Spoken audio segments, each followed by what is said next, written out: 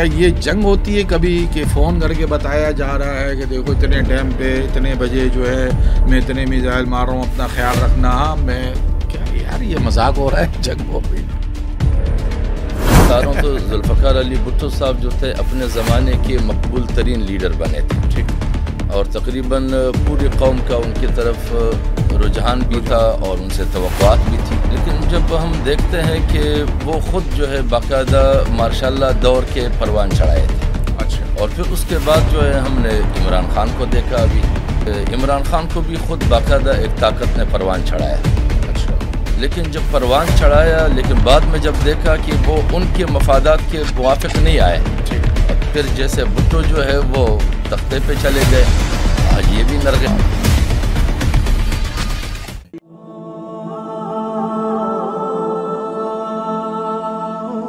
نحمده ونصلي ونسلم على رسوله الكريم اما بعد فاعوذ بالله من الشيطان الرجيم بسم الله الرحمن الرحيم اللهم صل على محمد وعلى ال محمد ولا حول ولا قوة الا بالله العلی العظیم.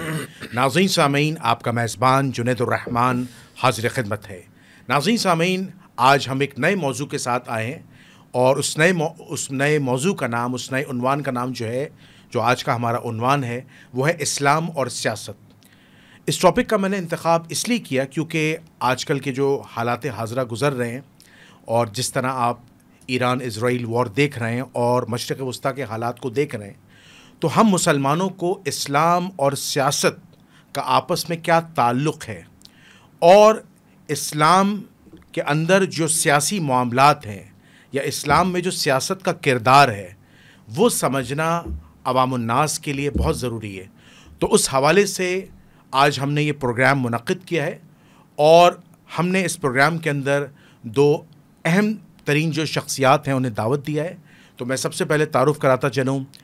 میرے سامنے پہلی شخصیت بیٹھی مولانا محمود الحسینی صاحب، جو ایک نامور عالم دین ہیں، ایک علمی شخصیت ہیں، اور اس سے پہلے بھی وہ اسلام اور سیاست پر بات کر چکے ہیں. اس کے علاوہ دوسری ہماری شخصیت بیٹھے ہیں مولانا فاروق رضا التجانی صاحب، اور یہ ہمارے چینل کی ہمیشہ زینت بنتے آئے ہیں، اور آج ان کے ساتھ بھی ہم انشاءاللہ اسلام اور سیاست پر بات کریں گے. تو میں وقت کو ضائع کیے بغیر جو ہے اپنے مہمان خصوصی کی طرف مدعو ہوتا ہوں، اور میرا پہلا سوال ہے مولانا محمود الحسینی صاحب سے کہ مولانا محمود الحسینی صاحب ہمیں یہ بتائیے گا کہ سب سے بڑا جو مسئلہ ہے وہ مسئلہ یہ ہے کہ جو لفظ سیاست ہے، عوام الناس کی نظر میں، ان کے ذہنوں میں جو نقش ہوا ہوا ہے لفظ سیاست، وہ نیگیٹو ہوا ہوا ہے کہ سیاست کا وہ مقصد لیتے ہیں کہ کسی کا برا کر دینا. وہ سیاست کا مطلب لیتے ہیں کسی کے خلاف کوئی کارروائی کرنا. وہ سیاست کا مطلب لیتے ہیں کسی کو کیفر کردار تک پہنچا دینا.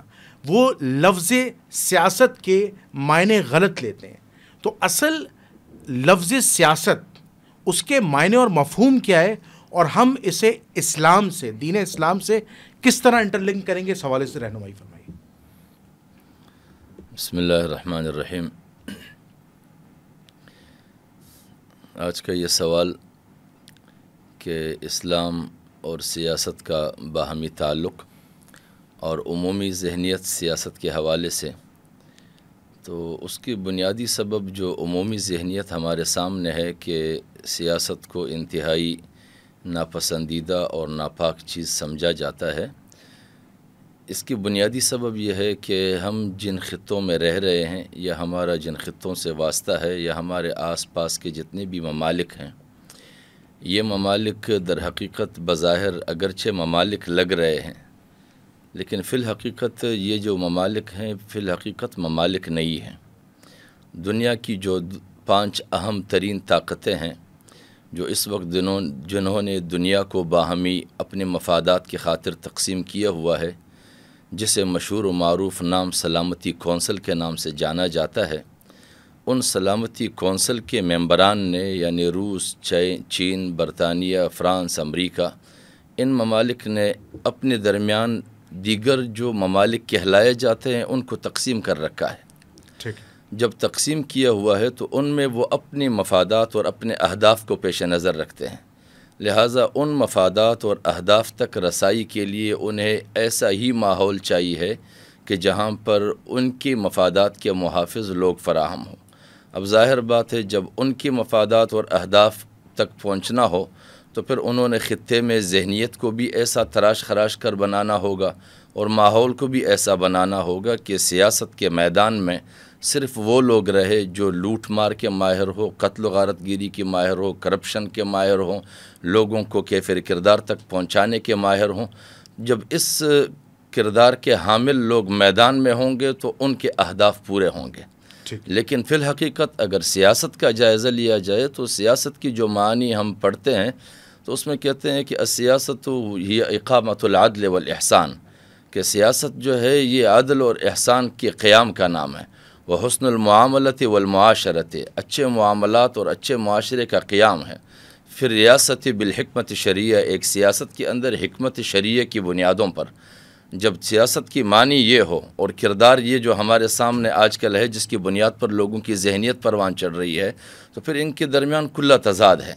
تو لہٰذا وہ لوگ جو اپنے آپ کو شرفاء اور باعزت اور باوقار کہتے ہیں، جب ان کے سامنے سیاست کی بات کی جائے تو کہتے ہیں ہمارا سیاست سے کیا لینا دینا، سیاست تو چوروں اور لٹیروں کا کام ہے۔ جب چوروں اور لٹیروں کی سپرد کر دیں گے اور باعزت اور باوقار لوگ الگ تلگ ہو کر بیٹھیں گے تو اس طرح رائج الوقت سیاست سے جو نتائج برآمد ہوں گے وہ یہ ہوں گے جو آج ہم بھگت رہے ہیں کہ مہنگائی بھی ہے، بے روزگاری بھی ہے، تباہی بھی ہے، ظلم و ستم بھی ہے، نہ قانون کی بالادستی ہے، نہ عدالت کی کوئی انصاف ہے اور نہ تھانوں میں کوئی انصاف ہے، کہیں پر کچھ بھی چیزیں نہیں ہیں۔ وجہ یہ ہے کہ جس چیز کو انہوں نے پروموٹ کیا ہے وہ یہیں پروان چڑھا ہے اور انہی کی اثرات ہر جگہ پھیلے ہوئے ہیں۔ لہٰذا ہم نے سیاست کو اصل تناظر میں سمجھنا ہوگا اور معاشرے کا ہر شریف النفس آدمی جب سیاسی تقاضوں کو اور سیاسی ضروریات کو سمجھیں گے تو وہ معاشرتی فسادات سے بھی نکل پائیں گے۔ بالکل صحیح۔ اچھا، میرا دوسرا سوال جو ہے مولانا فاروق تیجانی صاحب سے۔ تیجانی صاحب، میں ایک بڑا اہم سوال کرنے جا رہا ہوں۔ وہ سوال یہ ہے کہ جب ہم اپنے مملکت پاکستان کو دیکھتے ہیں تو وہاں پر جو مذہبی جماعتیں ہیں ان کی بھی سیاست میں بڑی انوالومنٹ ہے اور وہ as a parliamentarian, as a senator پائے جاتے ہیں، لیکن ہم پاکستان کو بنے میں اب تک جتنے سال ہو گئے، مور دین 75 ایئرز ہو گئے، ان میں ہم نے نہیں دیکھا کہ مذہبی جماعتوں کا انفلوئنس پاکستان کی عوام پر پڑا ہو اور بھاری اکثریت سے مذہبی جماعتوں نے یا کسی ایک مذہبی جماعت نے بھاری اکثریت سے ووٹ لیا ہو اور پھر اس مذہبی جماعت کی یا اس مذہبی طبقے کی بھاری اکثریت سے جو ہے الیکٹڈ گورنمنٹ بنی ہو، جبکہ الیکٹڈ گورنمنٹ جو ہے وہ ڈفرینٹ پولیٹیکل پارٹیز کی بنی ہے۔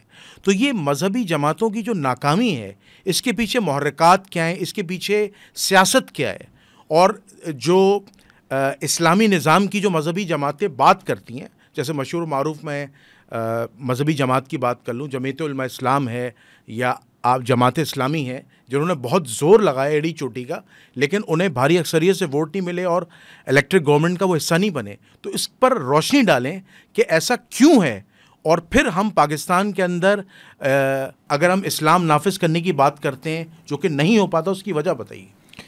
دیکھیں، پہلی بات تو یہ ہے کہ آپ نے جو عنوان لیا نا اسلام اور سیاست، اسلام اور سیاست کے عنوان کو اگر آپ سمجھنا ہے اس طریقے سے سمجھے کہ روح اور جسم کا تعلق جیسے ہوتا ہے اسی طریقے سے اسلام اور سیاست کا تعلق ہے۔ اگر اسلام سے سیاست نکالنا ہے یا سیاست سے اسلام نکالنا ہے تو باقی کچھ نہیں بچتا ہے، جیسا کہ اقبال نے کہا کہ سیاست سے اسلام نکال لو تو رہ جاتی چنگیزی۔ اب آپ کے سوال کو میں یہ اس طریقے سے کروں گا کہ پاکستان میں مذہبی جماعتیں کیوں ناکام ہیں جبکہ ہماری ہی ساتھ آزاد ہوئے ملک جو ہے انڈیا، وہاں پہ مذہبی جو رجحان ہے ان کا جو تعصب کا، ہندوتا جسے آپ کہتے ہیں، وہ زیادہ بڑھ رہا ہے، اور ہمارے یہاں پہ کبھی مذہبی جماعتوں نے اس طریقے سے ہو رہا نہیں۔ اس کی کئی وجوہات ہیں۔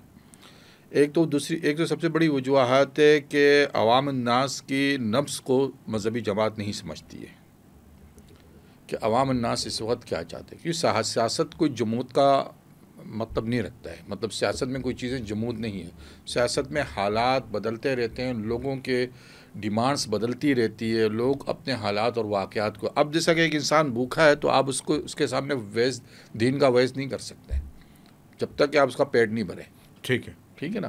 اسی طریقے سے لوگ جو ہے عام طور پر اسی بات کو لیں گے کہ جو ان کی اس وقت ڈیمانڈ ہے۔ اب پاکستان کے اندر جو سیاست کے اندر اگر دیکھا جائے سب سے یعنی سیاسی معاملات کو سمجھنے والا جینیس شخص تھا ذوالفقار علی بھٹو. ذوالفقار علی بھٹو صاحب، میں اس کو ایز اے جینیس مانتا ہوں سیاسی معاملات کو سمجھنے میں. حالانکہ اس کی سیاست بھی پاور کی تھی اور سیاست ہوتی ہی پاور کی، اس میں کوئی دوسری رائے نہیں ہے.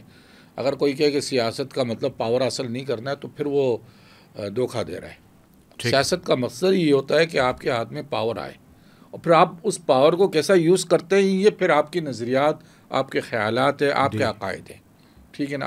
آپ کس چیز میں بلیو کرتے ہیں کہ آپ کو اگر اتھارٹی دے دی گئی ہے، پاور دے دی گئی ہے، اس کو آپ کس طریقے سے استعمال میں لائیں گے، اب یہ آپ کے نظریات پر ہے اور آپ کے عقیدہ رکھتے ہیں. لیکن مذہبی جماعت جو ہمارے یہاں فیل ہوئی ہے اس کی ایک وجوہات تو ہے ہی نہیں. اس کی سب سے بڑی وجوہات ہے کہ آپ نے ایک تو جیسا کہ جمعیت اسلام جو جمعیت علماء اسلام ہے وہ دیوبندی مسلک سے منصر ہو گئی ہے. ٹھیک. جمعیت علماء پاکستان ہے وہ بریلوی مسلک سے ہے. جماعت اسلامی کے نظریات ابو اعلیٰ مودودی کی ہے. ٹھیک ہے نا. ٹھیک ہے. تو اس طریقے سے جب وہ مسالک کے ڈویژن کی وجہ سے ایک تو یہاں پہ ڈیوائڈ. اچھا ایک شیعہ جماعت بھی ہے، اب جو بھی ہے جی آپ آگے بڑھا دیں. ٹھیک ہے نا. تو مسالک کی تفریق کی وجہ سے مذہبی جماعتوں نے وہ کردار ادا نہیں کیا جو سیاست میں ہوتا تھا، حق ہونا چاہیے تھا. بالکل صحیح. ٹھیک ہے نا. تو پہلی تو یہ چیز ہے. دوسری چیز یہ ہے کہ مذہبی جماعت جیسے میں نے پہلے کہا کہ ان کو جو قوم ہے، عوام ہے، ان کی جو نبض ہے اس وقت کیا ڈیمانڈ کر رہی ہے اس پہ یا تو ان کی نظر نہیں جاتی یا وہ اس چیز کو پڑھ نہیں پاتے ہیں. ابھی اس وقت حالات یہ ہے کہ لوگ جو ہے بہت زیادہ مشتکی ہے. کس چیز سے؟ یعنی جو شکایت ہے وہ ہے ان کی اسٹیبلشمنٹ سے کہ بھئی ہم ایک فرد کو ووٹ دیتے ہیں، آپ اس فرد کو اٹھا کر بند کر دیتے ہیں، اس پہ کیس داخل کر دیتے ہیں، اس کے بدلے میں آپ جن کو ہم نے ووٹ نہیں دیا. یہ ایک فیکٹ بات ہے، گراؤنڈ ریڈی. میرا کسی سیاسی جماعت سے کوئی تعلق نہیں ہے. ٹھیک ہے نا. نہ میں کسی کا قارئ ہوں، لیکن ایک فیکٹ جو گراؤنڈ پر ہے. تو اب اس نفس کو اگر کوئی مذہبی جماعت سمجھ پائے اور عوام کے ساتھ وہ کھڑی ہو جائے تو عوام اس کے ساتھ کھڑی ہو جائے گی. ٹھیک ہے نا. اس کا عوام اس کے پیچھے چل پڑے گی. لیکن اگر کوئی اس چیز کو نہیں سمجھ پائے اور صرف اپنے چھوٹے چھوٹے مفادات کے لیے کہ چلے بھئی ہمیں کراچی کی میئرشپ مل جائیں گی، ٹھیک ہے نا، چلے ہمیں جو ہے نا فلانی جگہ کی گورنی مل جائیں گی، چلے چھوڑے مفادات مل جائیں گے، ہم تھوڑے دیر کے لیے جو ہے نا ان سے گلا شکوا کر لیتے ہیں، پھر جب یہ چیزیں مل جائیں گی تو ہم پھر بیٹھ جائیں گے ان کے ساتھ. تو یہ عوام بھی دیکھتی ہے، عوام بھی پڑھتی ہے. تو عوام کے اندر اس لیے ان کی پاپولرٹی کبھی بھی بڑھی نہیں. بالکل صحیح. اور دوسری بات یہ ہے کہ مذہبی جماعت کو چاہیے کہ ایک مطلب اپنا ایک پارلیمنٹ بنائے. ٹھیک ہے. سیاست کے اندر آنے سے پہلے ایک اپنا پارلیمنٹ بنائے کہ ہم نے خلافت راشدہ علی منہاج النبوہ جس کی نوید ہمیں نبی صلی اللہ علیہ وسلم دے کے گئے ہیں، اس کے لیے ہم کیسے راہ ہموار کریں. ٹھیک ہے. آپ نے کسی مذہبی جماعت کے پلیٹ فارم سے یہ الفاظ سنے؟ میرے تو علم میں نہیں ہے. نہیں سنے، نہ سنیں گے. جی نہ سنیں گے، نہ سنیں گے. سمجھے نا. تو اس کا مطلب یہ ہے کہ ان کے بھی اپنے مفادات ہیں. وہ کہتے ہیں کہ یہ الفاظ ہی نہیں استعمال، کیونکہ یہ الفاظ کے بڑے خلاف ہیں جو حضرت نے فرمایا نا کہ 5 بڑی جو دنیا کی طاقتور ہیں وہ اس الفاظ کے بڑے خلاف ہے، خلافت کے.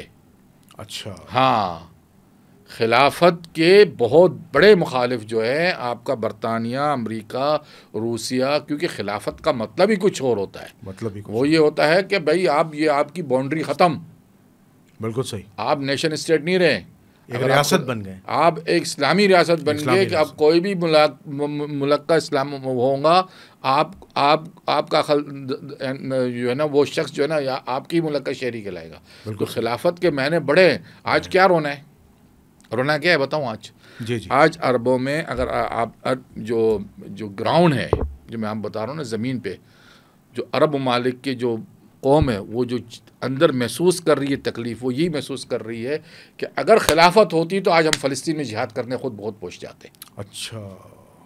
ہم تقسیم ہو گئے ہیں، جورڈن ہے، شام ہے، لبنان ہے، یہ بارڈریں بن گئی نا ساری جگہ پہ.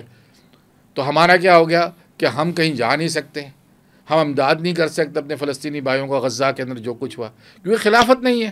بالکل صحیح. خلافت تو یہ مسلمانوں کو یکجا کرتی ہے. آج جو گراؤنڈ کے اندر جو ہے نا وہ تکلیف یہی ہے مسلمانوں کی کہ دیکھو ہمارے سامنے قتل عام ہو رہا ہے اور ہم کچھ بھی نہیں کر پا رہے. ہم جانا چاہتے ہیں, ہمیں پتہ ہے ہماری راستے کچھ نہیں کریں, کیونکہ یہ تقسیم کی برطانیہ نے نا, بالکل یہ تقسیم برطانیہ کی جو فرانس کی جیسے فرسٹ ورلڈ وار کے بعد خلیجی ممالک کو اس طریقے سے باؤنڈری میں کاٹ دیا گیا.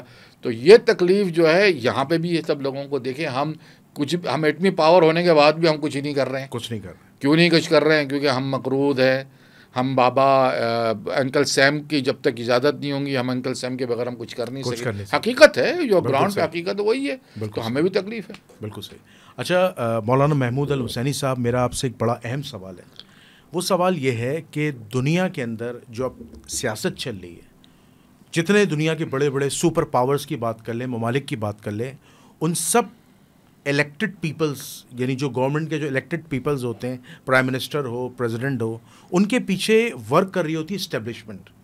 اگر آج ہم تمام سیاسی جماعتیں ایک ہو جائیں, ایک پلیٹ فارم پہ آ جائیں اور اپنا ایک نکاتی ایجنڈا بھی پیش کر دیں, تو بنیادی طور پر ہم دیکھتے ہیں کہ نظام مصطفیٰ اگر پاکستان کے اندر قائم ہم کرنا چاہتی ہے مذہبی جماعت, تو اس کے آڑے جو سب سے بڑی رکاوٹ جو کنسٹرین ہوگی وہ اسٹیبلشمنٹ ہوگی. تو آپ کس طرح مذہبی جماعتیں انفلوئنس کریٹ کر کے اسٹیبلشمنٹ کے ساتھ اپنے مطالبات سیٹ کر کے یا اسٹیبلشمنٹ سے لڑ کے نظام مصطفیٰ جو ہے وہ قائم کریں, اس حوالے سے ذرا روشنی ڈالیے. یہ جو آپ کا سوال ہے کہ نظام کی تبدیلی کے لیے مذہبی جماعتیں ملک کے اندر کیا ایسا اہم رول پلے کر سکتے ہیں. مسئلہ یہ ہے کہ تبدیلیاں ہمیشہ جو آتی ہیں, انقلابی لوگوں نے جو لکھی ہیں وہ دو طریقہ کار لکھے ہیں. وہ کہتے ہیں کہ یا تو ارتقائی عمل کے ذریعے سے تبدیلیاں پیدا ہوں یا پھر انقلابی عمل کے ذریعے سے تبدیلی پیدا ہوں. ارتقائی عمل کے ذریعے تبدیلی یہ ہے کہ سب سے پہلے خطے کی باشندگان میں یہ شعور پیدا ہو کہ ہمیں کرنا کیا ہے, ہمیں ہوا کیا ہے, ہمیں کن اسباب نے تنزل کے شکار بنایا ہے, ان اسباب سے ہمیں نکلنا کیسے ہیں. جب قوم شعور کی مالک بنے گی تو قوم کے پھر اہداف بھی متعین ہوں گے اور ان کا منزل بھی متعین ہوگا, سفر کا رخ بھی متعین ہوگا. لیکن یہاں پر ارتقائی عمل کے لیے کوئی تیاری نہیں ہے. جس جماعت کے بھی, یعنی مذہبی جماعتوں سے لے کر سیکولر جماعتوں تک, تمام تر جماعتوں کے یہاں ورکر شخصیات کے ورکر ہیں, افکار کے ورکر نہیں ہیں. ٹھیک ہے. کسی بھی جماعت میں نظریاتی زندگی نہیں ہے. ٹھیک ہے. فکر کی بنیاد اور اساس کہیں نہیں ہے. ٹھیک ہے. جب کسی ملک کی جماعتوں میں نظریات اور افکار نام کی کوئی چیز نہ ہو, ورکر جو ہے وہ فکر اور نظریے کی بنیاد پر جماعت کے نہ ہوں, شخصیات کے ہوں, تو پھر ایسی صورت میں شخصیات جو ہیں وہ اپنے مخصوص مفادات کے حصول کے لیے ورکر کو استعمال کرتے ہیں, اجتماعی مفادات کے حصول کے لیے نہیں. تو یہاں پر جب تک صورتحال یہ ہے تو ان جماعتوں سے یہ توقع نہیں رکھی جا سکتی. اور دوسری بات یہ ہے کہ ہمارے اس خطے کی جتنی بھی جماعتیں ہیں, یہ ساری جماعتیں خود اسٹیبلشمنٹ کی پروان چڑھائی ہوئی جماعتیں ہیں, انہی کی تشکیل کردہ جماعتیں ہیں. اب یہ الگ بات ہے کہ کچھ جماعتیں جو ہے بنیادی طور پر وہ اقتدار میں لانے اور اتارنے کے لیے ہیں, اور کچھ جماعتیں جو ہیں وہ گراؤنڈ پر اپوزیشن کے رول پلے کرنے کے لیے ہیں, اور کچھ جماعتوں کو پھر لوگوں کی مذہبی جذبات کو سدھارنے کے لیے اور سنبھالنے کے لیے کبھی پارلیمان میں کچھ زیادہ حصہ دیا جاتا ہے, کبھی تھوڑا. لیکن یہ سارے ملی بھگت کے ذریعے ہے کہ قوم کو ورغلایا کیسے جائے. تو جن جماعتوں نے مل کر آج تک قوم کو ہمیشہ ورغلایا رکھا ہے, ان سے یہ توقع ممکن ہی نہیں ہے کہ وہ اسٹیبلشمنٹ کے ساتھ کسی نہ کسی بنیاد پر کوئی معاملہ طے کر سکے. اچھا محمود صاحب, میرا اس میں ایک اور بنیادی سوال, ایک ضمنی سوال بن رہا ہے. وہ یہ سوال یہ ہے کہ پاکستان کی تاریخ میں آپ کو کوئی ایسا انقلابی لیڈر نظر آیا جو ریاست مدینہ کا, جس نے خواب دکھایا ہو اور ریاستی مدینہ بنانے کی کوشش کی ہو, یعنی کوشش کی ہو, بن تو نہیں سکا, کوشش کی ہو, کوئی ان لیڈرز کے آپ نام لیں؟ بہت سارے اس طرح کے ہیں کہ جنہوں نے باقاعدہ نام تو لیے ہیں کچھ چیزیں, جیسے مثلاً وہ مولانا فاروق تیجانی صاحب نے ذوالفقار علی بھٹو مرحوم کی بات کی ہے. آپ عمران خان کا نام لے لیں. تو میں بتا رہا ہوں تو ذوالفقار علی بھٹو صاحب جو تھے اپنے زمانے کے مقبول ترین لیڈر بنے تھے، ٹھیک ہے، اور تقریباً پوری قوم کا ان کی طرف رجحان بھی تھا اور ان سے توقعات بھی تھی. لیکن جب ہم دیکھتے ہیں کہ وہ خود جو ہے باقاعدہ ماشاء اللہ دور کے پروان چڑھائے تھے. اچھا. اور پھر اس کے بعد جو ہے ہم نے عمران خان کو دیکھا ابھی کہ عمران خان کو بھی خود باقاعدہ ایک طاقت نے پروان چڑھایا. اچھا. لیکن جب پروان چڑھایا لیکن بعد میں جب دیکھا کہ وہ ان کے مفادات کے موافق نہیں آئے، ٹھیک ہے، تو اب پھر جیسے بھٹو جو ہے وہ تختے پہ چلے گئے تو آج یہ بھی نرغے میں ہیں. تو لہٰذا جو لوگ عوامی توقعات پر اترنے کی کوشش کرتے ہیں ان کے لیے راستے مسدود کر دیے جاتے ہیں. ٹھیک ہے، ٹھیک ہے. تو اس کا آپ کی بات کو اگر ہم ایکومولیٹ کریں تو اس کا مطلب یہ ہے کہ فی الحال مذہبی جو جماعتیں ہیں وہ اسٹیبلشمنٹ کے زیر سایہ ہیں اور وہ اس طاغوت سے نہ لڑ سکتی ہیں اور نہ ہی اس طاغوت کا مقابلہ کر سکتی ہیں.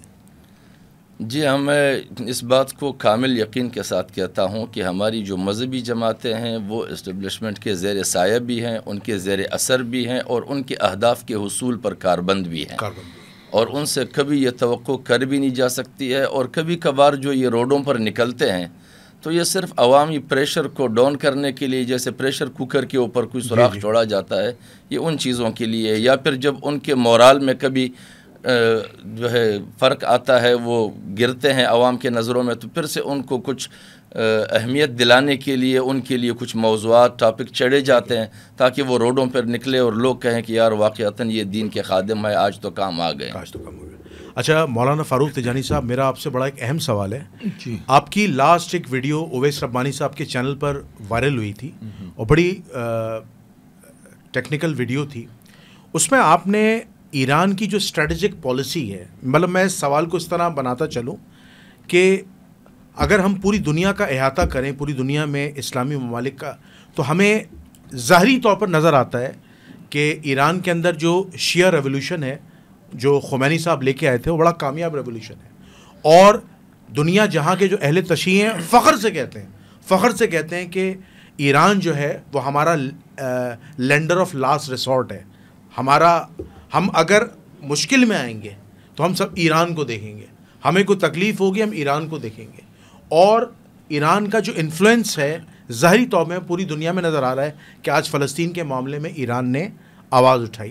لیکن آپ نے کچھ پچھلی ویڈیو میں اویس صاحب کے پروگرام میں کچھ اسٹریٹجیکل مسٹیکس بتائی تھی جس پر آپ کے خلاف جو ہے کچھ نیگیٹو کمنٹس بھی آئے تھے، آپ کو تنقید کا نشانہ بنایا تھا.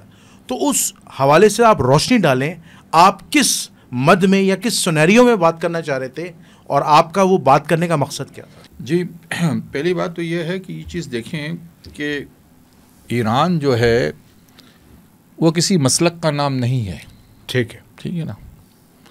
ایران ایک عمارت ہے، ایک دولہ ہے، ایک مملکت ہے، یا جسے آپ کے ایک ریاست ہے.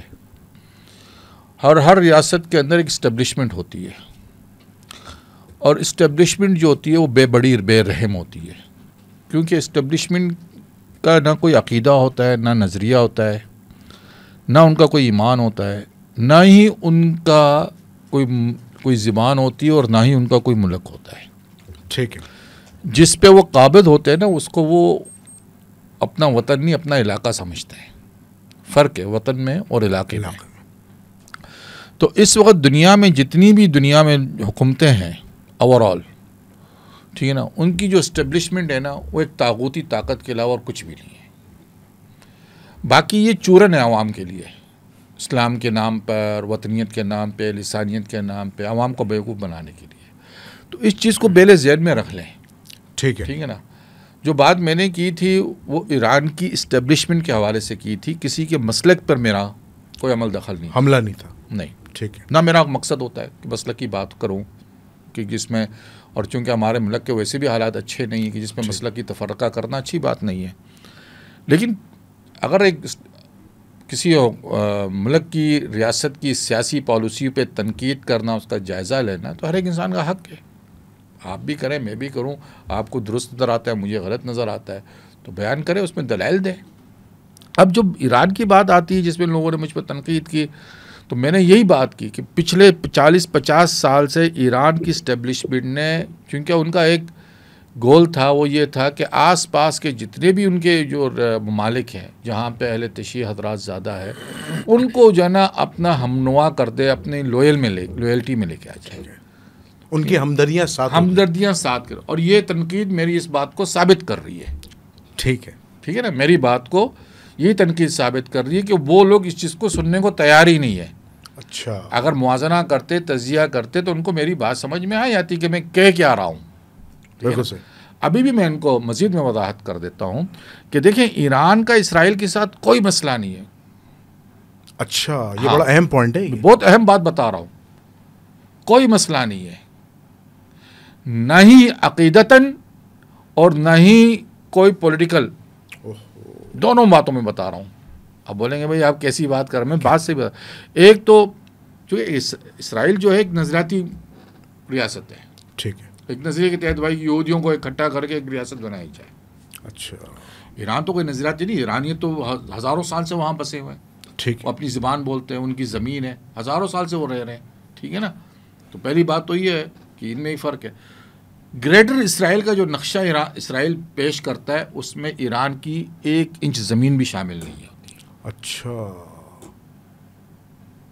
یہ بات بھی آپ کو بتا دوں گا. 1 انچ زمین بھی جو ہے نا ایران کی حدود کی اس گریٹر اسرائیل میں شامل نہیں ہے جو اسرائیل پیش کرتا ہے. اچھا، اور وہ نقشہ موجود ہے؟ ہاں، وہ تو بنایا ہوا، اس نے بنایا ہوا، بالکل بالکل کلیئر ہے. وہ خیبر تک وہ ایریا اس کا جو ہے نا وہ کہتا ہے یہ ہمارا ہے، اور نیل سے فرات اور عراق کا پورا ہے، تقریباً آدھا عراق اور شام اور سیریا. مسئلہ ایران کے ساتھ یہ ہے کہ جو لبنان ہے جہاں پہ اہل تشیع کمیونٹیز ہے، وہاں صرف اہل تشیع نہیں ہے، وہاں پہ اہل سنت بھی ہے، کرسچن بھی ہے، دروز بھی ہے، ساری. اسرائیل جو ہے چونکہ ایکسپینڈ کرنا چاہتا ہے تو ظاہر سی بات ہے وہ عربوں کو مار اب عرب کسی بھی وہ مذہب سے ہو، وہ اس کو اس سے کوئی غرض نہیں ہے. وہ کہہ رہا ہے کہ مار کے ان کو نکالوں اور اپنا ایکسپینڈ کرتا چلے جاؤ. ظاہر سی بات ہے اب وہاں جو لبنانی ہے ان کا حق ہے ریزسٹ کرنا. ٹھیک ہے. وہ تو بطور لبنانی کیونکہ ان کا اپنا ملک ہے، وہ وہاں رہنے والا، ان کا حق ریزسٹ کرنا. اب وہ مسلکی بنیاد پہ جو ہے نا ایران جو ہے مجبور ہے کیونکہ ان کا مدد کرنے میں، اچھا، ایک پروکسی کے طور پر ان کو اپنے ساتھ رکھنے میں، کیونکہ وہ شیعہ ہیں. کیونکہ وہ شیعہ ہیں. ٹھیک ہے. اب اگر وہ حماس کو اگر وہ مدد کرتا ہے تو وہ بھی ان کو بھی پتہ ہے کہ ڈیٹرنس رکھنا. اسرائیل کو بھی یہ بات سمجھ میں آتی ہے. دیکھیے اسرائیلی کوئی بیوقوف تو نہیں ہے، احمق تو نہیں ہے سارے کے سارے. ان کو پتہ ہے کہ ہمارے ساتھ ایران کے ساتھ کوئی میجر کانفلکٹ نہیں ہے. ٹھیک ہے. ایک میجر کانفلکٹ ہوتا ہے نا، جیسا کہ ہمارے انڈیا کے ساتھ ایک میجر کانفلکٹ ہے، کشمیر کا مسئلہ ہے اور اس میں پانیوں کا مسئلہ ہے. تو ایک میجر کانفلکٹ ہے ہمارا ان کے ساتھ. ایران کا اسرائیل کے ساتھ کوئی میجر آپ کو ایران اور اسرائیل جنگ ہوتی ہوئی نظر آ رہی ہے؟ نہیں، کہاں ہوتی ہے، یہاں ہو رہی ہے ابھی. نہیں، یہ جو ایرانینز نے جو ابھی آیا تھا رپورٹ کے اندر کہ جناب وہ باقاعدہ طور پر جو ہے وہ ایران نے اپنا ایئر ڈیفنس دکھایا اور سارے ہوا کے جو میزائلز تھے انہیں اب مجھے بتائیے کیا یہ جنگ ہوتی ہے کبھی کہ فون کر کے بتایا جا رہا ہے کہ دیکھو اتنے ٹائم پہ اتنے بجے جو ہے میں اتنے میزائل مار رہا ہوں، اپنا خیال رکھنا. ہاں میں کیا یار یہ مذاق ہو رہا ہے؟ جنگ ہو رہی دنیا میں. جنگیں اس طریقے سے ہوتی ہے کہ ٹائمنگ اور اوقات اور تاریخ اور دن بتا کر جو ہے نا میں اتنے میزائل چھوڑوں گا. یہ مذاق ہو رہا ہے نا. عوام دیکھیں نا، عوام الناس کو یہ ایک پھر ہمارے یوٹیوبر حضرات یا ہمارے حقیقی ٹی وی والے حضرات، بھائی ہم نے بہت بڑا حملہ ہونے والا ہے. بھائی آپ کو کیسے پتہ چلا؟ جنگی جو پلاننگ ہوتی ہے وہ یعنی بڑے بڑے جرنیلوں کو پتہ نہیں ہوتا اس ملک کے کہ بھئی یہاں اس وقت حکومت کیا کرنے جانے، وہ پلاننگ کر کے بیٹھی ہے. تو یہ مذاق ہے کہ بھائی ایسا نہیں ہوتا ہے. یہ پلاننگ وغیرہ کہ بھئی آپ نے، اور پتہ چل رہا ہے نا. دیکھیں یہ ایک ڈیٹرنس قائم کرنے کے لیے دونوں فریق نہیں چاہتے ہیں جنگ. یہ نہیں کہ اسرائیل چاہتا ہے. اسرائیل کا اس وقت ایران ہدف نہیں ہے. ٹھیک ہے. اسرائیل کا ہدف جو ہے اس کے آس پاس کے جو ہے، اسرائیل کا ہدف مصر ہو سکتا ہے، میں آپ کو بتا دوں. اچھا، ٹھیک ہے نا. مصر میں اگر سیسی کی حکومت نہیں ہوتی اور مرسی ہوتا تو اسرائیل غزہ کے بعد مصر پہ حملہ کرتا. اچھا، کیونکہ مصر جو ہے ایک پاورفل فوج رکھتا ہے، وہ یعنی اسرائیل کے مقابلے میں آ سکتا ہے. بے شک اس کے ساتھ اس کے یہ کیمپ ڈیوڈ کی ٹریٹی ہے، لیکن اس وقت اسرائیل جو ہے وہ ایکسپینڈ کرنا چاہتا ہے. وہ جس طرح کے دیکھیں نا اس کے آس پاس جتنے بھی ممالک ہیں نا وہ کمزور پڑ گئے. ٹھیک ہے. جو پاورفل ملک تھا ایک عراق تھا. عراق کو اس نے بالکل ہی ختم کر دیا ایک طریقے سے. ٹھیک ہے. خانہ پہلے اس پہ صدام حسین کی وجہ سے، صدام حسین کی غلطیاں کہہ لیں آپ اس کو، میں اس کو غلطیاں ہی سمجھتا ہوں اس کی اپنی، ٹھیک ہے نا. بہرحال جو بھی کچھ تھا، پہلے اس کے خلاف وہ سیکشنز لگاتے رہے، 10 سال اس کے سیکشن چلتے رہے. اس کے بعد اس امریکہ نے جا کے اس کو حملہ کر کے پہلے 80 کے اندر ہی جو ہے اس کے نیوکلیر پلانٹ کو جو ہے نا تباہ کیا گیا، کیونکہ عراق واقعی وہ اس کے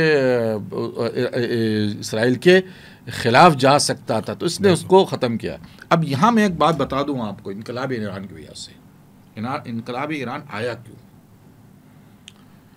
انقلاب ایران اس لیے نہیں آیا کہ ایرانی قوم جو ہے نا انقلاب ایران چاہتی تھی. اچھا. ایرانی قوم کو، ٹھیک ہے، قوم کو تبدیلی چاہیے ہوتی ہے وقت کے حالات بذات کے، کہ بھئی ایک شاہی حکومت ہے، عوام کے مسائل ہے، وہ پورا ہی نہیں کر پا رہی، تو قوم ہمیشہ وہ رجوع آ جاتی ہے. انقلاب ایران کو لایا گیا ہے. لانے والا کون ہے؟ یہی سیاہی امریکہ. یعنی ایران کو بنانے والا امریکہ ہے. انقلاب ایران کو لانے والا امریکہ ہے. تو اس کا مطلب یہ ہے کہ ایران کے اندر اسلامی حکومت نہیں؟ نہیں، وہ یہ نہیں کہہ رہا ہوں کہ اسلامی حکومت نہیں ہے. اچھا. یہ نہیں کہہ رہا ہوں، اس سے غرض نہیں ہے. اچھا. اصل مقصد یہ ہے کہ لایا کیوں گیا. پہلے جو ہے دیکھیں، ایران اور مڈل ایسٹ جو ہے نا، یہ عرب، ان کا ہمیشہ سے صدیوں سے ایک چلکش رہتی تھی ہمیشہ سے. یہ فارسی بولنے والے عجم کہلاتے ہیں، وہ عرب تھے. ان کے بیچ میں تعصب، ان کے بیچ میں آپس میں یہ چیز رہا ہے. جب شاہ ایران تھا تو وہ ایز اے پولیس مین کا کردار ادا کرتا تھا. پاورفل کنٹری تھی ایران ایک طریقے سے عربوں کے مقابلے میں، تو وہ پاورفل. لیکن وہ جس طریقے سے یورپ، یعنی جس طریقے سے جو انٹرنیشنل اسٹیبلشمنٹ چاہتی تھی کہ یہ کنفلکٹ بڑھے، وہ نہیں بڑھ رہا تھا. کیوں کہ ایران کے اگر عجمی مسائل جو تھے، عجمی اور عرب کے مسائل تھے، تو ایک باؤنڈری کے اندر، ایک جغرافیائی باؤنڈری میں تھے، یعنی یہاں پہ عرب ہے اور یہاں پہ عجم ہے. لیکن جہاں تک شاہ ایران کا تعلق تھا، بھائی پاکستان کے ساتھ اسے کوئی مسئلہ نہیں تھا، اس کے ساتھ دیگر ممالک کے بولنے والے جو غیر عجم ہیں، جو دوسری زبانیں بولتے ہیں، ان کے ساتھ کوئی مسئلہ نہیں تھا. تو یہ کانفلکٹ ان کو بڑا ہوا نظر نہیں آتا تھا جو وہ چاہتے تھے، ٹھیک ہے نا. دوسری طرف جو ہے، حالانکہ عراق کا اور ایران کا مسئلہ باؤنڈری کا رہا ہے. ٹھیک ہے. ایک ان کی جو جنگ جو ہوئی تھی نا، عراق کی جو جنگ ہوئی تھی، جی جی، وہ جنگ اس وجہ سے شروع ہو گئی تھی کہ اب یہ تو ایک اوپر کی باتیں ساری، کہ جنگ اس لیے ہوئی کہ وہ ایک پانی کے جو ان کی جو باؤنڈری تھی، 76 ارب ایک نہر جاتی، وہاں پہ عراق نے ڈیمانڈ کیا کہ بھائی 75 کے اندر ان کے بیچ میں معاہدہ ہو گیا شاہ ایران نے الجزائر کے اندر بیٹھ کر کہ بھئی یہ جو ہے نا، ہم جو ہے نا میری باؤنڈری یہاں تک ہو، 76 ارب تک ہو، تو انہوں نے قبول کر دیا. پھر بعد میں بھی جو ہے نا وہ آپس میں، کیونکہ یہ باؤنڈری کی جو ہے نا یہ لڑائیاں چلتی رہتی تھی، ٹھیک ہے نا. لیکن جب ایران کے اندر انقلاب ایران آیا تو اکثر جو ہے اہل شیعہ مسالک کے بڑے بڑے جو صدام حسین کے خلاف تھے، وہاں پناہ گین ہو گئے. اچھا، سمجھے نا. اور پھر وہاں سے جو ہے نا، پھر وہ ایک اسلحہ کی جدوجہد، جو لیوائے بدر کے نام سے میرے خیال شاید ان کا ایک بنا تھا، کچھ گروپ بنا تھا، وہ بھی چلتا. ابھی مجھے نام یاد نہیں آ رہے ہیں، بالکل صحیح بات بتا. لیکن اس وقت وہ ان کی تو صدام حسین نے دیکھا کہ بھائی یہاں چونکہ میجورٹی شیعوں کی ہے عراق کے اندر، تو یہ ایرانی اسٹیبلشمنٹ کا جو پورا جو زور ہے کہ آس پاس جتنی شیعہ میجورٹی ہے اس کو اپنے لوئل اس میں کرے. ٹھیک ہے. تو اس نے جو نا اس چیز کو حملہ کر دیا، شروع کر دیا. اور اس کے صدام حسین کے ساتھ بالکل عرب رہے. جی جی، عربوں نے سارا ساتھ دیا، ٹھیک ہے نا، یہ اس میں کوئی شک نہیں ہے. اب یہ جو چیز چاہیے تھی امریکہ کو، اسٹیبلشمنٹ کو، ہاں امت کے اندر شیعہ سنی جھگڑا ہو بڑا، وہ جب ہو سکتا ہے کہ بڑی بڑی ریاستیں سنی میں تقسیم ہو اور شیعہ میں تقسیم ہو. حالانکہ عوام الناس کو ہونا چاہیے شعور کہ بھائی اسٹیبلشمنٹ کی کوئی عقیدہ نہیں ہوتا ہے. بالکل صحیح. کوئی اسٹیبلشمنٹ چاہے وہ پاکستان کی ہو، ایران کی ہو، سعودیہ کی ہو، کسی بھی ملک کی ہو، وہ کوئی عقیدہ نہیں رکھتی ہے. اس کا عقیدہ چورن جو ہے تمہیں بیچنے کے لیے، تمہیں صرف ہوش کے ناخن لو، ٹھیک ہے نا. ہاں اگر میں یہاں اپنے اہل تشیع بھائی کو کہوں گا بھائی آپ اپنی لویلٹی قم کے ساتھ رکھیں اور نجف کے ساتھ رکھیں، جس پہ آپ کا عقیدہ ہے، جو آپ کی مرجعیات ہے. آپ کو حق ہے ان کے ساتھ لویلٹی رکھنا، کیونکہ آپ کا بڑے بڑے مرجعیات جو ہے آپ کے وہاں پر ہے. لیکن کسی ریاست امارات کے ساتھ آپ اپنی لوئلٹی رکھیں گے نا تو آپ سے بڑا احمق کوئی بھی نہیں ہے. بالکل صحیح. کیونکہ ان کا کوئی عقیدہ نہیں ہوتا. بالکل صحیح. اچھا میرا مولانا محمود الحسینی صاحب سے ایک بڑا اہم سوال ہے. ہم نے پاکستان میں ماضی میں ایک سیاست ہوتی ہوئی دیکھی ہے اور میں چاہتا ہوں اس پر آپ کا ایک پوائنٹ آف ویو آئے تاکہ عوام الناس کی اصلاح ہو. وہ یہ ہے کہ ہم نے ماضی میں دیکھا ہے کہ جب بھی محرم اسٹارٹ ہوتا ہے تو اہل تشیع اور اہل سنت کے یہاں کانفلکٹ ہو جاتا ہے اور وہ کانفلکٹ جلوس میں ہو جاتا ہے. غلط فہمی کہہ لیں, سیاست کہہ لیں, یا اس کے پیچھے کوئی عناصر ہیں. خاص طور پر جب حضرت عمر رضی اللہ تعالیٰ کی شہادت کا دن آتا ہے جو کہ پہلی محرم کو آتی ہے اور اہل سنت مناتے ہیں, اور پھر ظاہر سی بات ہے اس وقت شیعہ جلوس بھی نکلتے ہیں, اور پھر ہم نے ابھی لاز دیکھا کہ عقیدہ ختم نبوت کا ایک طرف جلوس جا رہا تھا اہل سنت کا اور ایک طرف جلوس اہل تشیعوں کا جا رہا تھا, اور آپس میں کانفلکٹ ہوا, لڑائی ہو گئی, ایون گولیاں تک چلیں. ہم ماضی میں ایسی مثالیں دیکھتے ہوئے آئے ہیں. ایون ہم نے ماضی میں ایک ایسی مثال بھی دیکھی جس میں اہل سنت علماء نے ریلی نکالی اور ہم نے کہا کہ ہم اہل تشیعوں کی ریلی نکلنے نہیں دیں گے چونکہ انہوں نے ہمارے مقدسات کی توہین کی ہے. تو یہ معاملہ جو اتنا سنگین ہے اور ہر سال کسی نہ کسی وجہ سے ہو جاتا ہے, تو اس سنگینیت کو آپ کس نظر سے دیکھتے ہیں اور اس کا حل کیا ہے؟ آپ کے سوال کا اگر ہم یہاں پاکستان سے ذرا باہر نکل کے بھی جائزہ لیں تو دیگر ممالک میں بھی شیعہ اور سنی ایک ساتھ رہتے ہیں. جی جی. صرف پاکستان نہیں ہے کہ جہاں پر شیعہ اور سنی ایک ساتھ رہتے ہیں اور ان کے مخصوص ایام آتے ہیں اور ان مخصوص ایام میں یہ باہر بھی نکلتے ہیں اور ایک دوسرے کے جو ہے گلے پڑ جاتے ہیں. یہ ہم عرب ممالک میں بھی دیکھتے ہیں, ہم دیگر یورپی ممالک میں بھی دیکھتے ہیں, وہاں پر بھی موجود ہیں. لیکن دیگر کسی ممالک میں اس طرح کی شکایتیں وجود میں نہیں آئی ہیں, نہ اس طرح کے اسباب ہوئے ہیں. تو بنیادی مسئلہ یہ ہے کہ جب عالمی طاقتوں کو یہی منظور ہو کہ خطے کے اندر شیعہ سنی کے نام پہ فسادات اور تقسیم کرائی جائے اور ایک دوسرے کے درمیان دوریاں پیدا کی جائے, کیونکہ یہ ایک حقیقت ہے کہ مغرب کے سامنے کیا شیعہ, کیا سنی, کیا دیوبندی, کیا بریلوی, کیا اہل حدیث, انہوں نے سب کو ایک مسلم کے تناظر میں دیکھ کے ان کا بٹوارہ کرانا ہے آپس میں. جی. اور ہم جو ہے اس نگاہ کی جانب نہیں دیکھتے ہیں اور نہ خود اپنی یہ نگاہ رکھتے ہیں کہ ہم اس تناظر میں ان معاملات کو دیکھیں. تو یہاں پر ریاستی سطح پر بھی ان چیزوں کو سرپرستی حاصل ہے اور اس کے علاوہ بیرونی ممالک سے بھی ان چیزوں کی سرپرستی کی جاتی ہے, فنڈنگ بھی ہوتی ہے, فنڈنگ بھی باقاعدہ ہوتی ہے. تو ان چیزوں کی بنیاد پر یہاں پر پھر یہ معاملات اٹھائے جاتے ہیں اور باقاعدہ ان چیزوں کے لیے اپنے کارندے موجود ہوتے ہیں. اچھا. اگر شیعوں کی طرف سے اس طرح کی ذہنیت ہے تو وہ بھی باقاعدہ کارندے ہیں, اور ہمارے سنی طبقے میں جو اس طرح کی ذہنیت رکھتے ہیں, کیونکہ شیعوں کے یہاں یہ محرم کے ایام منانا اور باہر نکلنا یہ تو کافی عرصے سے ہیں, لیکن ہمارے یہاں یہ حضرت عمر کا دن منانا یا حضرت ابوبکر کا دن منانا اور ان کے لیے جلوس نکالنا, اس کا کوئی سابقہ ہمارے ادوار میں کوئی ایسا نہیں رہا ہے. لیکن یہ ان کے مقابلے میں رد عمل کے طور پہ لایا گیا.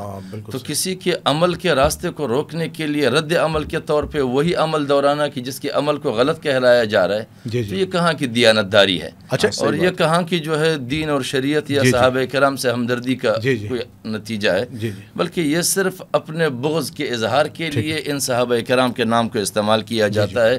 کہیں حضرت عمر کے نام پہ فساد کروائے جاتے ہیں, کہیں حضرت ابوبکر کے نام پہ. اور میں نے خود دیکھے, میں واٹر پمپ پہ رہتا ہوں, انچولی میں اس طرح کے مسائل ہوئے ہیں کہ ہمارے کچھ سنی حضرات خود بورڈ بنا دیتے ہیں اور انہی دنوں لا کے کہیں لگا دیتے ہیں. تو یہ کیا تاثر دینا ہے؟ یعنی وہ روڈ سرکاری طور پر تو نہ حضرت عمر کے نام پہ ہے نہ حضرت ابوبکر کے نام پہ, اب آپ نے گلی کے نکڑ پہ آ کے یہ لگانا ہے, تو آپ کا مقصد جو ہے اس اچھے نام کے ساتھ فساد کرنا. صحیح, بالکل کلمۃ حق یرید بها الباطل. بالکل صحیح بات, بالکل صحیح بات, بالکل. اچھا, یہ سارے کارندے ہیں, یہ اپنا وظیفہ وصول کرتے ہیں. بالکل صحیح. اچھا, اس میں ایک چیز اور میں آپ کو بتاتا چلوں کہ گزشتہ کچھ عرصہ پہلے جب یہ محرم کے ایام تھے تو میں نے مفتی طارق مسعود صاحب کا ایک بیان سنا تھا. انہوں نے تو یہ کہا تھا کہ جس طرح 10 محرم کی چھٹی اناؤنس کی ہے تو گورنمنٹ آف پاکستان جو ہے پہلی محرم کی حضرت عمر رضی اللہ تعالیٰ کی شہادت کی سرکاری چھٹی اناؤنس کرے. تو یہ مد مقابل تو ہو رہا ہے نا, علماء تو کر رہے ہیں. تو یہ علماء کے ہمارے یہاں میں عموماً عرض کرتا ہوں کبھی کبھار پروگراموں میں کہتا ہوں کہ ہمارے یہاں قدیم زمانے میں 2 عصبیتیں گزری ہیں. جی جی.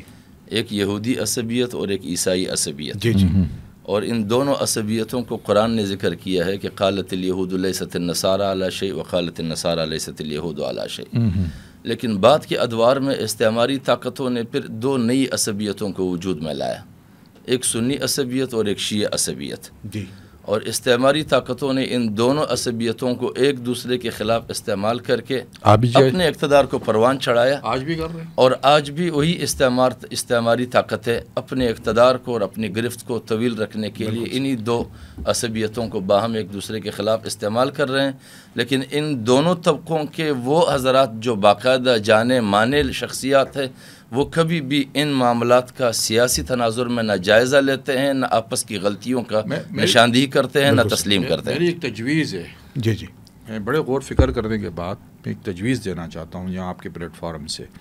دیکھیے، اگر واقعی ہم لوگ مخلص ہو ایک دوسرے کے، جی جی، تو یہ دونوں فریق اپنے بڑے بڑے علماء کو، کیونکہ ہم کہتے ہیں نا کہ 90% ہماری مسلمات ایک ہے، یہاں سے جو ان کی ہے مسلمات ہماری مسلمات، تو ہم جو 10% رہ گئے نا، جی جی، ان مسلمات کو بھی یکجا کریں. جی. بڑے بڑے علماء بیٹھے جی جی.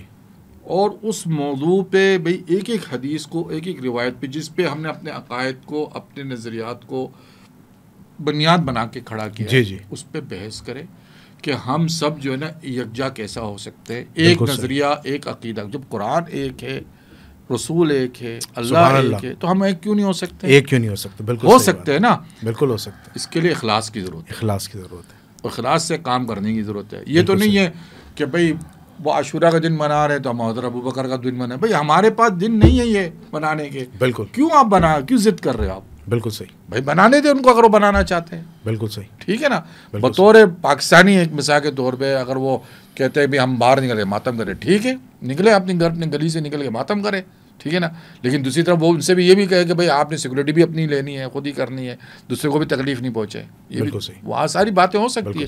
لیکن میں ضد میں آگے کہوں گا بھائی میں نے بھی کچھ کرنا ہے، یہ تو ضد اسلام کا حل نہیں ہے. بالکل صحیح. حل اخلاص کے ساتھ ہوتا ہے. ہمارے یہاں تو جمعے میں بھی کہتے ہیں نا کہ اذا قضیت الصلاۃ فانتشروا فی الارض وابتغوا من فضل اللہ، یعنی جمعے کے دن کی نماز چھٹی کا نہیں کہا گیا. ہاں، جمعے کی نماز بھی یہ ہے کہ وقت محدود ہے، آپ نے نماز پڑھ لی، فانتشروا یعنی بس اب پھیل جاؤ. بالکل صحیح. اپنے کام روزگار مصروفیات میں لگ جاؤ. بالکل صحیح. چھٹی کا عمومی کوئی تصور ہی نہیں ہے. پہلی پاکستان بہت چھٹی. بالکل صحیح. بالکل صحیح. اچھا، میرا اس پوڈ کاسٹ کا آخری سوال ہے مولانا فاروق تیجانی صاحب سے.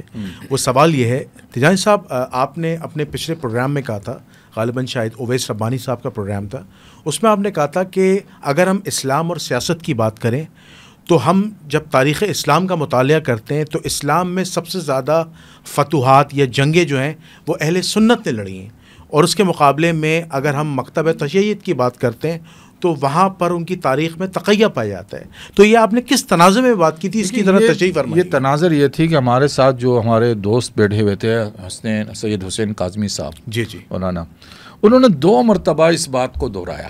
اچھا. اسلام کا اصل سورہ یا تصویر جو ہے وہ اہل تشیع ہے. اچھا. تو اس کا مطلب یہ ہو گیا کہ آپ پھر دوسری طرف آپ جو ہے نا ایک طرح کا تانزنی کر رہے ہیں کہ آپ نہیں ہم میں. تو پھر میں مجبور ہو گیا کہنے پر.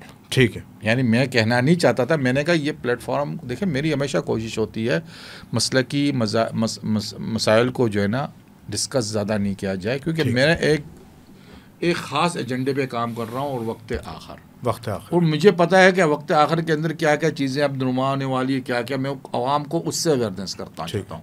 تو میں نے مجبوراً اسے کہا کہ بھائی پھر آپ تاریخ اٹھا کے دیکھیں کہ تاریخ اس بات کی گواہ ہے کہ آپ نہیں ہم نے اندلس کو فتح کیا، آپ نہیں ہم نے سندھ اور ہند کو فتح کیا، آپ نہیں ہم نے روم کو شکست دی، آپ نہیں ہم نے فارس کو ختم کیا، آپ نہیں ہم نے ماوار نہر تک ہم پہنچے، آپ نہیں ہم جو انڈونیشیا ملیشیا تک پہنچے، آپ نہیں ہم 3 بڑے جو امپائر ہے افغانستان میں ہم نے شکست دیے. بالکل صحیح. برطانیہ، روس، امریکہ بھی، اور آپ نہیں ہم 3 جو امریکہ جو یہاں جو لڑتا نا عراق میں، جی جی، جس کو کہتے تھے مثلث کہتے ٹریئنگل کو، سندی اور پھر امریکہ سے کہتے تھے کہ یہ موت کا گڑھ ہے ہمارے لیے. بالکل صحیح. جو فلوجہ والے نوجوان لڑتے رہے, آپ نہیں لڑے, میں مجبور ہو گیا کہنے کے لیے. اچھا, میں مجبور ہوا, میں مقصد نہیں تھا, ارادہ نہیں تھا میں اس کو اس طریقے سے جواب دوں, لیکن جب آپ بار بار دہرائیں گے ایک بات کو تو پھر ہمیں مجبوراً کہنا پڑے گا. لیکن میں ایک ہی بات کہتا ہوں, دیکھیں بھائی, بات یہ ہے ہم صدیوں سے ایک ساتھ رہتے آ رہے ہیں. بالکل صحیح. ہمارے اختلافات, عقائد کے اختلاف اپنی جگہ, آج بھی ہم رہتے ہیں, کل بھی رہ سکتے ہیں, کوئی مسئلہ نہیں ہے, ٹھیک ہے نا. بس یہ ہے ایک دوسرے کا احترام کریں گے. لیکن میری یہ تجویز ضرور ہے, علماء سے بڑے مخلص ہیں, چاہے وہ علامہ کیا نام ہے ان کے, نقوی صاحب, شہنشاہ نقوی صاحب, علامہ شہنشاہ نقوی صاحب بڑے ان کے ہیں, وہ یا ابھی شہیدی صاحب ہو گئے, اور ہماری طرف سے جو بڑے بھی علماء ہیں, اس میں مفتی تقی عثمانی صاحب, منیب الرحمان صاحب, یہ بڑے علماء, اہل حدیث, سینیٹر ساجد میر, جو بھی ہے, سارے بیٹھے کہ ہم دوبارہ سے ریوائز کرتے ہیں. ٹھیک ہے بھئی, دیکھیں بات یہ سیدھی سی ہے, اہل تشیع کے جو معتقدات ہیں جتنے بھی ہیں وہ شیخ صدوق سے نکلے. ٹھیک ہے. اور وہ میرے خیال سے 400 ہجری کے شیخ ہیں. ٹھیک ہے. اہل سنت کے جو فقہی مسائل میں جو ہے وہ امام ابو حنیفہ ہے, میرے خیال 150 ہجری میں نکلے. جی جی جی تقریباً, ٹھیک ہے نا. بالکل بالکل. امام مالک جیسے, تو جتنے بھی ہماری کوشش یہ ہے کہ ہم نبی صلی اللہ علیہ وسلم, اتباع رسول اللہ کی ہونی چاہیے نا. بالکل صحیح. میری آپ کی تو نہیں ہے نا. بالکل صحیح بات. تو ہم دوبارہ بیٹھ کے یہ مسلک کو قریب لا سکتے, عقائد کے اندر جو اختلافات ہے اس کو ختم کر سکتے ہیں اگر اخلاص ہم دونوں میں ہو. بالکل صحیح. آپ میں بھی اخلاص ہو, میں ضوابط بنائیں کہ بھئی اس ضابطے کے تحت ہم تمام روایتوں کو آپس میں بیٹھ کے ضوابط بنائیں, چیک کریں گے, جو آپ میں ہیں اس کو اٹھا کے پھینک دیں, جو ہم اٹھا کے پھینک دیں گے. ٹھیک, بالکل صحیح. اور پھر اس ضابطے کے تحت ہم کہیں گے کہ ہمارا مسلک بھی یہی ہے, ہمارا عقیدہ بھی یہی ہے. بالکل صحیح. بالکل حل ہو سکتا ہے نا. بالکل حل ہو سکتا ہے. بس یہ اخلاص کی بات ہے, بس اخلاص کی بات ہے. اخلاص چاہیے, امریکہ کا ٹکٹ نہیں. آپ سمجھ گئے نا. میں سمجھ گیا آپ کی بات. بس میں کن کی بات, میں نام نہیں لیتا, لیکن میں یہی کہہ رہا ہوں, اخلاص کی بات. اخلاص کی بات. مجھے اخلاص سے اگر مجھے دین کی خدمت کرنی ہے, امت کی خدمت کرنی ہے تو اخلاص. باقی رہے گی یار میری تنقید اگر ایران پہ, تو ایران ایک حکومت ہے, ایک ریاست ہے, اس کا اپنا ایک سیاسی نظام ہے, ہر ایک کا حق ہے کہ اس کو تجزیہ کرے, غور فکر کرے کہ یہ کیا کر رہے ہیں. بالکل صحیح. ہم پاکستان پہ تنقید کرتے ہیں رات دن, ہم کسی پہ بھی کرتے تو ہم پہ حق ہے ہم ایران پہ بھی تنقید کریں. بالکل صحیح. سیاسی طور پہ آپ سیاسی طور پہ جواب دیں. بالکل صحیح. آپ کو بھی حق ہے. بالکل صحیح. میں بہت شکر گزار ہوں دونوں مہمان حضرات کا, مولانا فاروق تجانی صاحب کا اور مولانا محمود الحسینی صاحب کا. بڑا خوبصورت انہوں نے, ان دونوں حضرات نے گفتگو کی, اور اسلام اور سیاست کا جو انٹر لنک ہے وہ عوام الناس کے سامنے پیش کیا, اور بڑے پیچیدہ سوالات کے بڑے عمدہ اور مفصل جوابات دیے. تو انشاءاللہ تعالی میں اس پروگرام کو اس دعا کے ساتھ اینڈ کرتا ہوں کہ اللہ تعالی ہمیں نبی کریم صلی اللہ علیہ وسلم, ان کے برحق صحابہ اور اہل البیت کی سنتوں کو زندہ کرنے والا بنائے. کل قیامت کے دن حضور علیہ الصلوۃ والسلام کے ہاتھوں سے حوض کوثر سے پانی نصیب فرمائے, اور بغیر حساب کتاب کے جنت الفردوس میں داخلہ نصیب فرمائے. آپ کا میزبان جنید الرحمان, مہمان خصوصی مولانا فاروق تجانی صاحب, مہمان خصوصی جناب مولانا محمود الحسینی صاحب کو اجازت دیجیے گا. انشاءاللہ تعالی اگلے پروگرام میں ایک نئے موضوع کے ساتھ دوبارہ حاضر ہوں گے. اس وقت تک کے لیے السلام علیکم ورحمۃ اللہ.